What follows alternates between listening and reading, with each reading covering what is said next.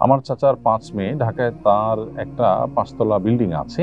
তিনি সেই বিল্ডিং তার 5 মেয়ের নামে উইল করে লিখে দিয়েছেন। এটা কি শরিয়া সম্মত বন্টন হয়েছে? সে সম্পদে কি আমাদের কোনো হক নেই? প্রথম কথা হলো, বাবা তার সন্তানদেরকে বা মা তার সন্তানদেরকে বা যে কেউ একে অন্যকে, পরস্পরকে গিফট বা উপহার উপঢৌকন করতে পারেন। অতএব আপনার চাচা তিনি তার মেয়েদেরকে তার সম্পদের যে কোনো অংশ তিনি দান করতে পারেন, হেবা করতে পারেন, গিফট হিসাবে দিতে পারেন, সেটা তার রাইট আছে।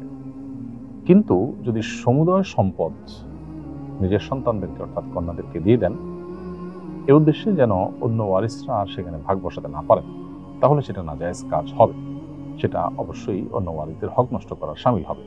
আল্লাহ রাব্বুল আলামিন সম্পদ বন্টনের ক্ষেত্রে আমাদেরকে যে নির্দেশনা দিয়েছেন, সেই নির্দেশনা দেওয়ার পর বলেছেন ফরিজাতুম মিন আল্লাহ, আল্লাহ নির্ধারণ। অতএব কলা কৌশল করে বিভিন্নভাবে ছলে বলে এটাকে নিজেরা ভোগ করা বা অন্য ব্যক্তিদেরকে মাহরুম করার চেষ্টা করা, এটা ভুল। আল্লাহ বলেছেন লা তাদরুনা আইয়ুহুম আকরাবু লাকুম নাফআ। আমাদের ওয়ারিসদের মধ্যে আল্লাহ যাকে যেটা দিতে বলছেন আমরা দেবো, কারণ আমরা জানি না কে আমাদের কতটা উপকারে আসবে। আমরা আমাদের নিজস্ব চিন্তা ভাবনা থেকে কাউকে দিলাম আর কাউকে বঞ্চিত করলাম, এটা করা উচিত নয়।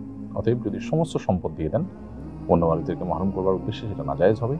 আর এখানে যেটি আপনি লিখেছেন সেটা হলো উইল করেছেন অর্থাৎ ওসিয়ত করেছেন। ওয়ারিসদের জন্য কোনো ওসিয়ত করা জায়েজ নেই। নবী সাল্লাল্লাহু আলাইহি ওয়াসাল্লাম বলেছেন সুস্পষ্টভাবে হাদিসে, লা ওসিয়াতা লিওয়ারিসিন, ওয়ারিসের জন্য কোনো ওসিয়ত নেই। ওয়ারিসদেরকে দান করতে পারেন, হেবা করতে পারেন, অথবা মৃত্যুর পর তাদের যে আল্লাহ হিস্সা রেখেছে সেই হিস্সা অনুযায়ী তারা পাবেন। মেয়েরা যদি একা থাকেন তাহলে অর্ধেক সম্পদ পান, আর যদি একাধিক থাকেন তাহলে 3 ভাগের 2 ভাগ সম্পদ মেয়েরা সমান হারে পান যদি কোনো ছেলে না থাকে। অতএব আপনার চাচা যে ওসিয়ত করেছেন সে ওসিয়ত করা জায়েজ নয়। আর এমনিতে সাধারণ অবস্থাতে কোনো মানুষ যদি তার সমুদ্র সম্পদ দান করা ওসিয়ত করে যান, তো সেটা তার 1/3 সম্পদের মধ্যে কার্যকর হয়। টোটাল সম্পদের মধ্যে সাধারণ ওসিয়তও কার্যকর হয় না। বিধায় আপনার চাচা এই কাজ করে থাকলে তিনি অবশ্যই শরিয়া সম্মত কোনো কিছু করেননি।